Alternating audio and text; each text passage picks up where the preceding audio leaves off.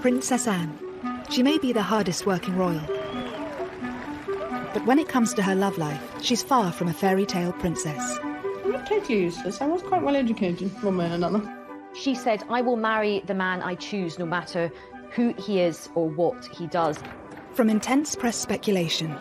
There was an awful lot of interest in who she was seeing and what this might mean for the monarchy. To a love triangle with the future queen. She doesn't seem concerned about etiquette from the palace's point of view. And public scandal for a very private princess. Divorce? Very much. Never been mentioned. Mark was having an affair of his own. He fathered an illegitimate child. Tonight, royal experts and insiders reveal how Anne's 7 love affairs show us what she's really like. In many ways, Anne was a trailblazer. Why did she choose these men? By his account, she was lonely, and he provided that companionship. And despite lies, affairs and divorce... I have no comment to make on the news at all. How has Anne managed to keep her royal reputation intact? She is very shrewd. She knows how to keep information away from the press. Scandal, controversy, and romance. These are the loves of Anne's life.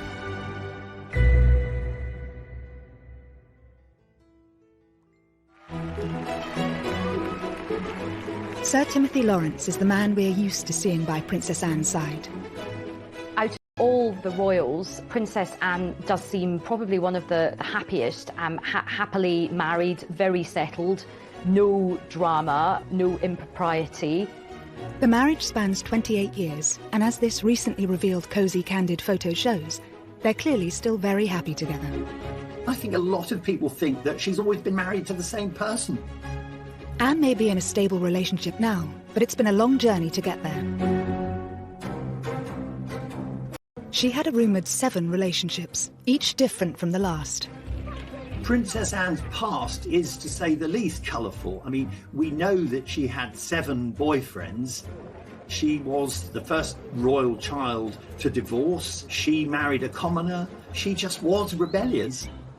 Some of the boyfriends were considered incredibly unsuitable. This story begins whilst she was still in her youth, and perhaps the world's most eligible princess. And when the press reported Anne's very first boyfriend, it seemed like a perfect royal match.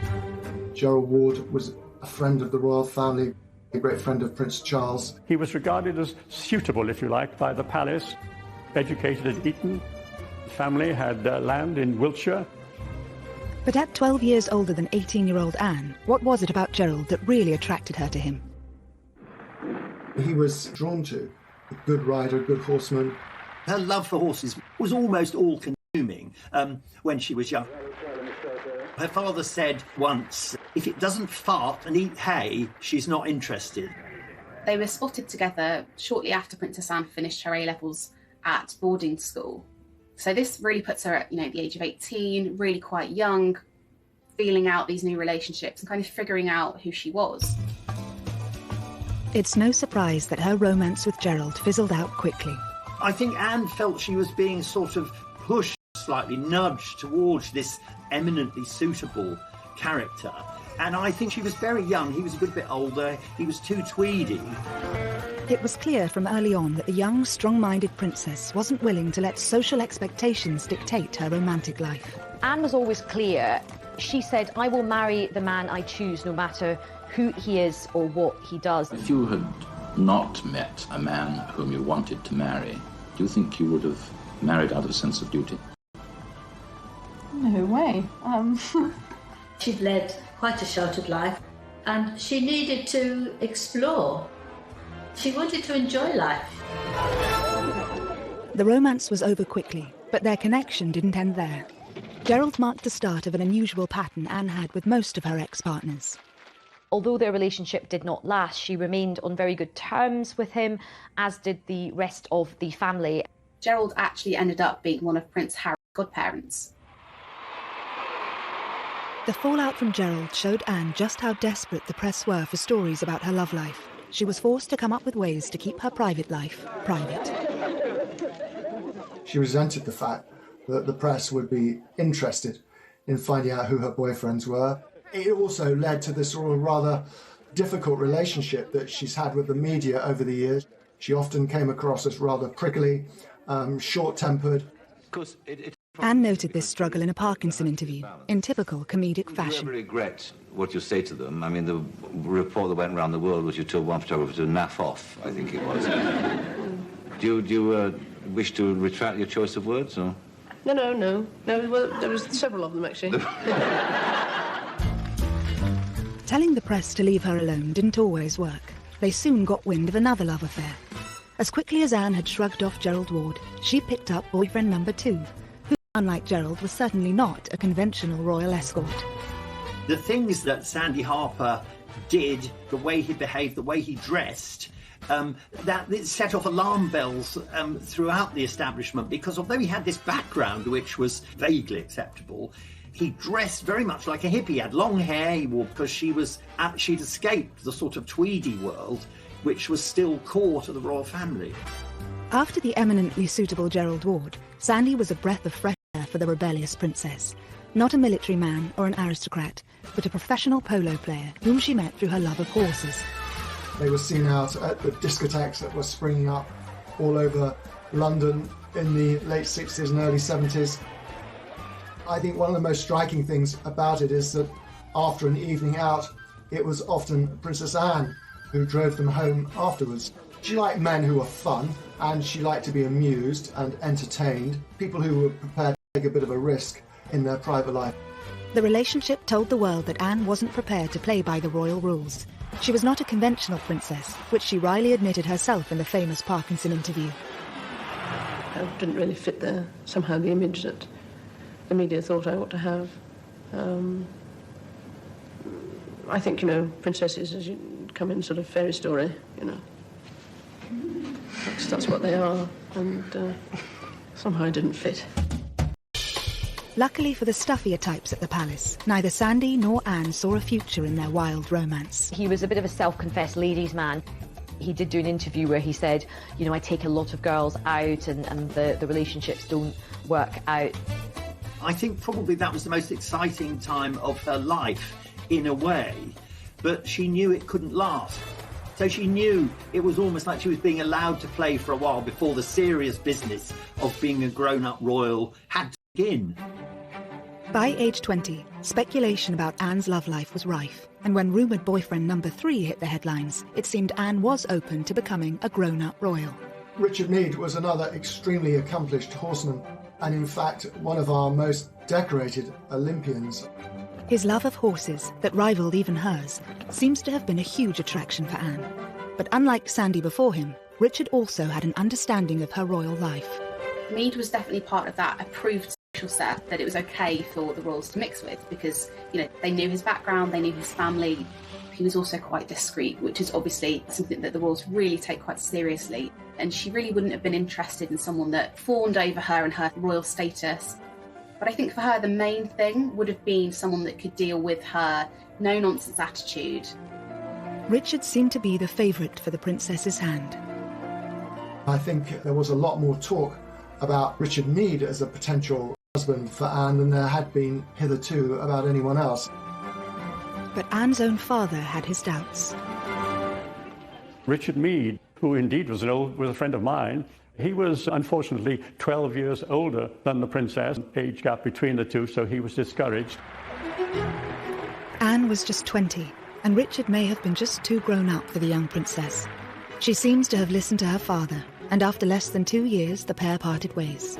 She was in no great hurry. Times had changed. She was not under pressure to marry. She didn't have to produce an heir to the throne. It gave her a degree of freedom that her brother never really had to enjoy. And she was determined to enjoy it. And if that meant dating 1, 2, 3, 4, 5 men before she married, then so be it. Richard Meade, he became quite a close friend. They could go on horse events together, and his children became very friendly with Prince William and Prince Harry. So she wasn't spiteful, she wasn't bitter. Next, Anne's most risky romance has been under wraps for years, involving a complicated love quadrangle. He would have been a complete no-no for the royal family.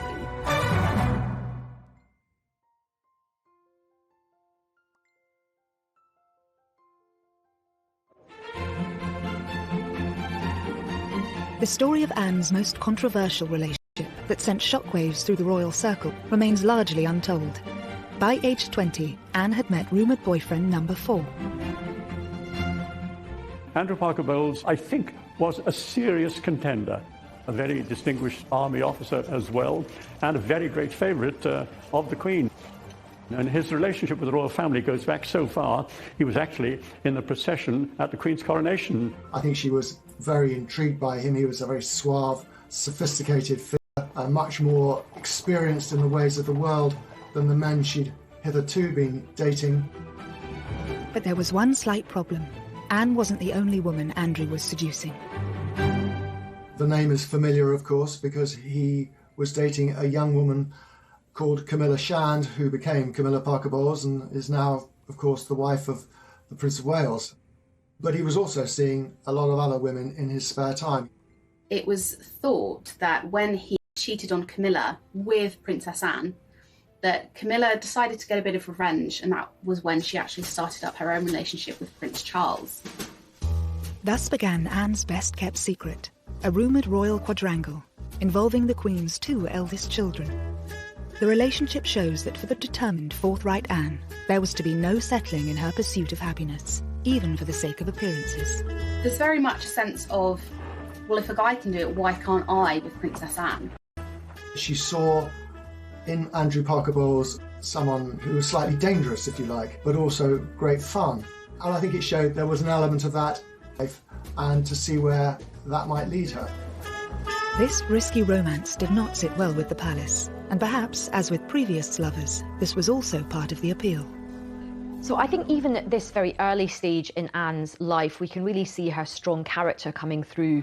She doesn't seem concerned about etiquette from the palace's point of view. She's quite interested in men who are a bit different, who have got a little bit of a reputation. He would have been a complete no-no for the royal family. Apart from the promiscuity, the big issue with Andrew Parker Bowles was that he was a Catholic. This is one detail that Anne would have to consider. For the pair to marry, Anne would likely have to withdraw from the line of succession. Princess Anne was never going to try and break that particular rule, but that worked in her favour in a sense, because she wanted to have fun without the pressure to turn that fun into a sort of formal relationship or even marriage. As scandalous as the relationship may have been, once again, the notoriously private princess miraculously kept it under wraps from the public. When she and Charles would go to breakfast, they would voraciously scan the paper for any of the little tidbits that the papers had published about them. They wanted to know what they'd figured out. You know, had that relationship been kept secret? I think this revelation really has come about because of the Netflix show, The Crown. And I think a lot of people were quite shocked. I think a lot of people had to check on Google if this was actually true. How do you know all this? Because I was briefly caught up in it myself. Wait a minute. When? Then, in the past, it doesn't matter. It was all very straightforward. He got what he wanted, which was to make Camilla jealous. I got what I wanted, which was a bit of fun. Fun? Yes, sorry, Mummy, it was. The private conversations can still only be imagined, but the story of this extraordinary relationship was a revelation to most. She really was besotted with Andrew Parker Bowles. I think after a couple of years of Anne really chasing him, she realised that, you know, he was only really going to make her unhappy. The press were getting more interested, and of course the long shadow cast by his Catholicism and his promiscuity. It's understood when Andrew was posted to Germany, it firmly put an end to things. But despite their complicated past, Anne has kept this ex especially close. Andrew is a godfather to Zara. He's remained a firm friend of Princess Anne's for the best part of 50 years. So no, I don't think there was any ill will on Anne's part towards his marriage for Camilla. After the dangerous liaison with Andrew, Anne once again sought out a quieter, less colourful partner, and again she chose one. He was a member of the Queen's Dragoons, of course, you know, another dashing cavalryman. It's easy to see what Anne saw in him. Another gold medal winning equestrian, a military man whose father worked for the royals, and no controversial reputation. Maybe she was looking for somebody who just made her feel safe and secure, reassured, a calm relationship where she knew that the gentleman was really into her. her, because actually Andrew, having been quite the ladies' man, maybe didn't give her that stability. After the other difficult relationship she'd had, he must have seemed a godsend. They quickly hit it off, and then they were both at the 1972 Olympics. That's where the relationship really blossomed. Mark was different to Anne's previous boyfriends. He was a quiet character. Because we know she was very much like her father, who is quite a controlling character, Mark must have seemed a big improvement on people like Gerald Ward. The relationship would have been the man in the driving seat. With Mark, it was different. He was quite shy. Royal biographer Brian Hoey has first-hand experience having met and interviewed Mark and Anne. The princess took control of the interview, and I've known him ever since, and he's a pretty good guy, and you get him talking privately, and he is very, very articulate, but he's not brilliant if you get him, speaking publicly in television. When you were a teenager, did you have any idea of the sort of girl that you would like to marry? No, no, I didn't. I wasn't very clever with girls, I don't think, when I was a teenager. I definitely was a bit not very good. Not very successful, should we say. After the princess's previous boyfriends, who enjoyed the limelight and matched her strength, Mark seemed happy for Anne to take the lead. His background was very different to her. He was a commoner, he was the son of a sausage maker. He didn't really have the airs and graces of somebody who had grown up around royal circles, that confidence. Anne appeared to welcome this break from her usual aristocratic type. The new romance was quickly blossoming and, of course, instantly captured the attention of the world's media. Princess Anne was terrified. I don't think that's putting it too strongly, that her relationship with Mark Phillips would be discovered, would be exposed, would be written about in detail. And I think the reason for that was that she knew that he was the one. To avoid being discovered, she even admitted to hiding in Mark's horse box with her typically dry humour. It was an enjoyable experience being in a horse box, no? Well, I've been a much better driver of horses than ever since. You have? That's a consideration. She was always quite happy to lie. It's strange keeping it secret and indeed keeping it away from people like ourselves. But I think it has, yes, it became rather restrained in the end. But the press finally got their story. The long months of rumour, speculation and denial were over. The Easter engagement was now public knowledge. Mark Phillips was the man who had finally tied down the Queen's only daughter. The royal family were thrilled at the engagement, so much so that the Queen Mother said that they were the perfect couple. 6 months later, on the 14th of November 1973, Anne became the first of Queen Elizabeth's 4 children to wed. The moment we've all been waiting for, and how lovely she looks. It was a spectacular at Westminster Abbey. These pre-internet days, still something like 500 million people plus watched the wedding. So inevitably it started off with enormous enthusiasm. They faced this great aisle in the congregation. All eyes were upon this couple. Both Anne and Mark were hugely private, but they instantly became one of the world's most famous couples. He was beginning a public life which he hadn't really countenanced for himself. But he sort of reconciled himself to the fact that he was marrying a woman he loved and he would just have to make the best of it. Such was their desire for privacy and normality. When Mark was offered an earldom from the Queen, he turned it down, as the newlyweds wanted their children to be freed from royal constraints. Early married life appeared idyllic from the outside.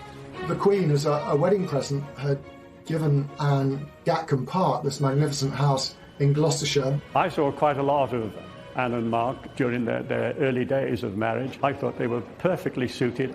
Apart from being a loving couple, they were good friends. To the other side of Princess Anne, someone who had a full public life as a royal princess, and where that meant he was going to fit in. Mark's ability to look past Anne's royal status seemed to have been an appeal for them both, but he now faced the reality of her role. Mark openly described public appearances with Anne as pure torture. He quickly absented himself from that. He didn't really want to become Anne's +1 on all her trips. It wasn't long before the clearly uneasy balance of power seemed to have caused a divide in the relationship. Perhaps when they got together they were a better match, and as time went on and Anne grew in confidence and evolved, perhaps she just outgrew him. I think after time, Mark wasn't really accepted by the rest of the family. They thought he was rather dull and he could only talk about horses. Rather cruelly, it's said that Prince Charles used to call him foggy, in the sense that he was a bit wet and a bit thick. Soon the strains in the relationship would become impossible to hide. And as they say, one thing led to another. And he said that they began an affair.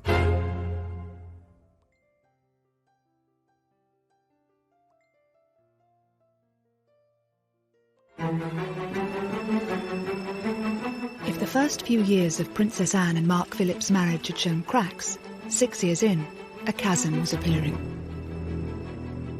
As Mark diverged from his main equestrian career into creating his own business, making horses and jumps, and Anne, of course, was committed to her royal schedule and diary, it seemed very much that they spent a lot of time apart. It was also beginning to be noted that Anne seemed to have grown very close to one of her bodyguards. 32-year-old Royal Protection Officer Peter Cross was a married father of 2 from Sheffield. His background, plain, northern, brought up in South Yorkshire, completely different from that of the princess, but I don't think that mattered that much. A strong action man, Cross was very unlike Mark Phillips, with whom Anne appeared to be growing tired. He was amenable, he wasn't a dominating kind of character. And what she was really looking for, she found in Peter Cross, who would have seemed exotic to her with his background. By his account, she was lonely. Phillips was, they say, one thing led to another. And he said that they began an affair. They would chat a lot on the back stairs of Gatcombe House, and Mr. Cross explains it that they were sitting there one day chatting, and he looked into her eyes and she looked into his eyes, and they clasped hands and they kissed. Photographs of Peter Cross and Anne from his time as her protection officer hint at their close relationship. Cross and Princess Anne do seem incredibly comfortable in each other's company, overly familiar for the role they were in. You do get the impression that Anne was enjoying that attention, but also Cross was really quite distracted. He doesn't look like somebody who's there to protect her from a potential threat. He looks lost in the moment. He began to dress rather like the sort of tweedy, horsey people that Anne surrounded herself with. He wore tweed caps, moleskin trousers. He began to look the part, and so the rumour mill began to work. When it was suspected that they were having an affair, Peter Cross got removed from his position and sent away. And there's an interesting scene in The Crown where Anne and her mother have a conversation about it. You can't. Here's the one thing that makes me happy. You have so much to make you happy. Then how come none of it does?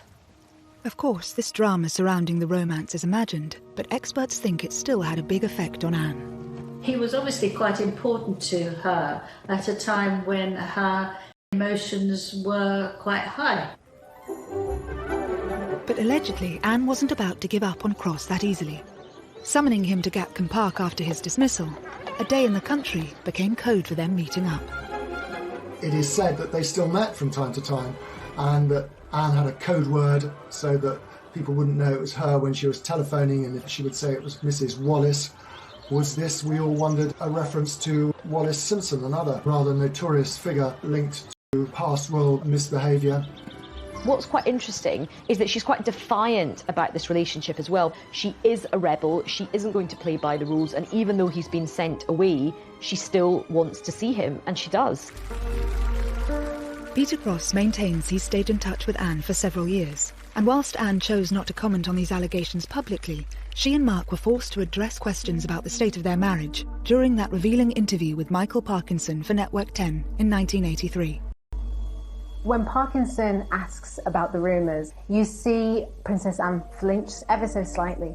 That suggests that she was afraid of what's coming. She also instantly averts her gaze, looks downwards, and you do see her eyes in this moment. There have been rumours recently about divorce and happiness. Are they true or untrue? ill-informed gossip has been going on for years, one thought or another. You can really feel how awkward that was. But how do you react when you read these stories? I mean, what is your feeling? There was much of a pause before either she or Mark gave comment in response to that question. It's a difficult question to answer, and that it depends. There's a moment where he starts speaking, you can sort of see her swallowing and just looking visibly uncomfortable. I think to a large extent you ignore them. I think, but then if they start to persist and go on and on and on, then it starts to become a bit trying, and you eventually feel that... He really didn't need to say anything. She'd left it in a good place, but then he comes in, he responds with that nervousness, and in explaining himself actually just makes them look guilty of hiding something, and essentially kind of undoes what she says. The body language between them was absolutely terrible. They did not look like they even liked each other, let alone happily married together. After keeping quiet about the alleged affair at the time, in 1985, Peter Cross sold his story to the News of the World. He blurted out all the details of their intimacy and their closeness, and the fact that she had taken a real shine to him. I interviewed Mark Phillips, and this was shortly after the scandal. He said, "Policeman, don't talk to me about bloody policemen." She didn't like the idea that this relationship between his wife and a lowly policeman had been splashed all over the newspapers. Anne would have been mortified to have heard these stories shared about herself, whether they were true or not. You know, we only have Peter Cross's word for all of this. Anne has never uttered a scintilla of comment about it or not. Anne's ability to remain tight-lipped about her private life may be one of the reasons why she escaped this scandal pretty much unscathed. I think Anne didn't get a huge negative response from the public was because she didn't say anything. She didn't confirm it. She didn't deny it. She just got on with her daily life. She just didn't feel the need to actually address it because it was her private life that the public were not entitled to know about. I think the public's view was that this is just scandalous muckraking, and they were prepared to give the benefit of the doubt. Another reason Anne's reputation remained largely intact following these revelations, it with Lady Diana. Once Diana arrived, Princess Anne was out of the picture. Here is this young, glamorous, shy, extraordinary young woman who we imagined was going to marry the heir to the throne after a very long time. It probably quite suited Anne in many ways that there was somebody to sort of deflect attention away from her.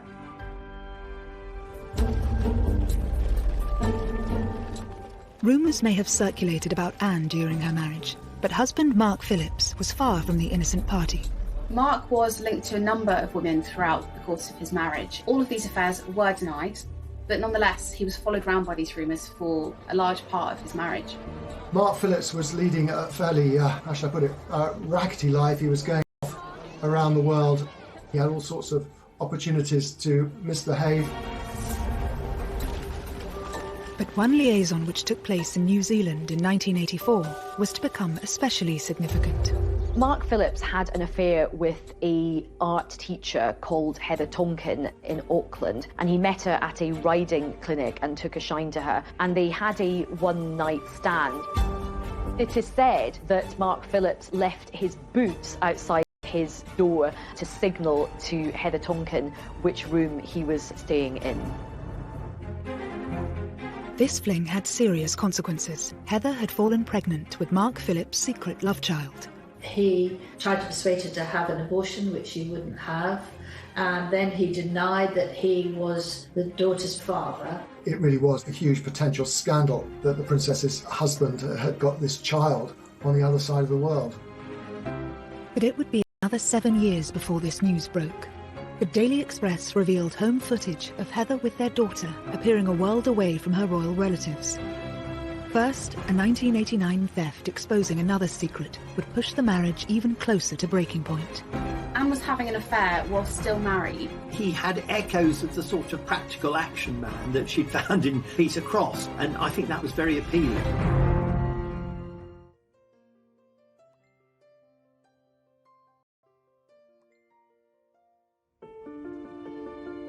By 1989, Princess Anne's 16-year marriage to Captain Mark Phillips had been dogged by rumours of numerous infidelities on both sides, and the couple were now rarely seen in public together. Although still married, they were leading completely separate lives by then. Now a theft at Windsor Castle was about to spell the end of the marriage once and for all. But it would also allow Anne to finally settle with a man who'd make her truly happy. In 1989, a set of letters were actually handed to the Sun newspaper. Actually, wouldn't publish their contents. Instead, they passed the letters on to Scotland Yard, and an investigation was launched to figure out exactly how these letters had been taken. The Sun might not have published the letters, but they still got their story. Although the Sun newspaper hadn't published the content of the letters, it was known that they were affectionate. They used terms like darling, so it would have set tongues wagging that there was potentially something going on. With the rumour mill swirling, in a surprise move a week later, it was the palace who named the author of these letters. This is the man now known to have written the stolen letters to the Princess Royal, Commander Timothy Lawrence, equerry to the Queen. They issued a statement, but they denied that there was any inappropriate relationship. They were trying to suggest it was entirely innocent, but the Queen's daughter and the Queen's equerry, as a rule, don't tend to exchange letters. 34-year-old Tim Lawrence had joined the royal household from the Navy in 1986. At the seventh attempt, Anne had chosen a man who could be strong, but also knew how to allow a princess her space. His job as equerry was to accompany the Queen on her official engagements, and on unofficial engagements to sort of make himself useful in the background. I mean, one of his great skills apparently is mixing a very good martini. And what's interesting is that he got this role coming from, quite a humble background. Here's a man who was born in Camberwell, didn't go to one of the great public schools, wasn't linked to the royal family at all, and certainly wasn't part of the horsey world. Tim really couldn't care less about horses, which of course was something that we've seen in many of Princess Anne's relationships, that they were all equestrians.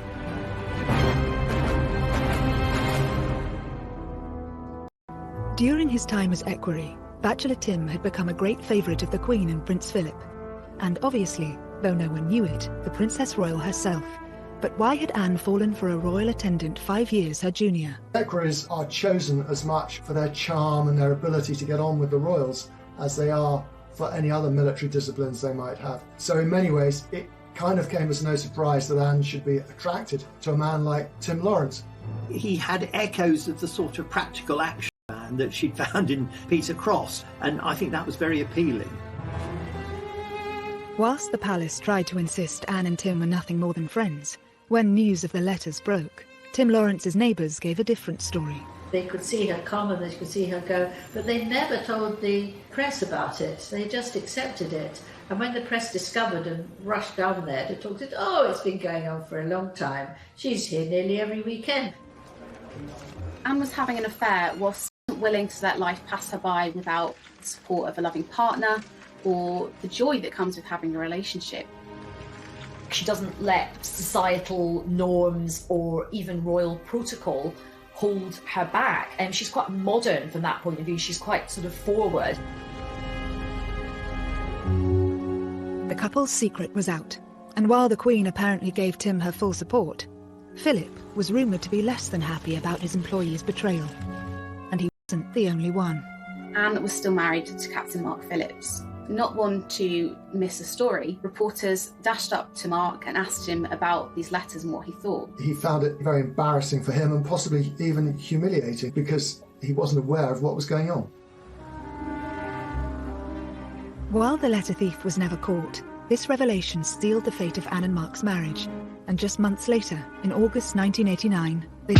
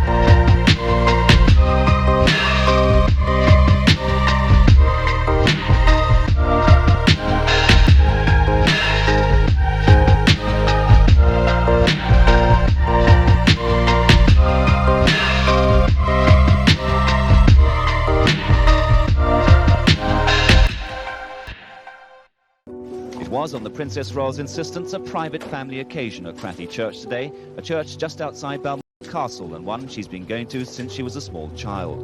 The Princess and Tim went to Scotland to get married because at that time the Church of England refused to marry divorcees again in church, and she wanted to get married in church. She would have preferred it, of course, if there hadn't been a single photographer there. I was up there for it. I mean, at the Times, it was characterised as being rather joyless. I think that was largely because of the time of year, the weather, and the number of guests, in contrast to her grand wedding at Westminster Abbey all those years earlier. But I think that's very unfair. It was the wedding that the two of them wanted. I do think Princess Anne has found her true love. She looked genuinely happy. Some people said they haven't seen her look as happy for years and years. At 28 years and counting, Anne now has the second longest running marriage in the royal family. Although her love life has courted controversy at times, she can also boast an unblemished public image. Anne has been shaped by each and every one of her 7 relationships, all of them influencing the Princess Royal we know today. I think they show us, in a sense, Anne's journey from this innocent, willful, slightly rebellious girl to the very solid, dutiful woman we have now. Because they were, in a sense, mistakes from which she learned. She's come to quite a strong conclusion about what works for her. She did seek out the sort of love that she wanted, despite many of the constraints that were on her from a young age. I think she's a bit of a beacon for modernity and modern marriages and modern relationships today.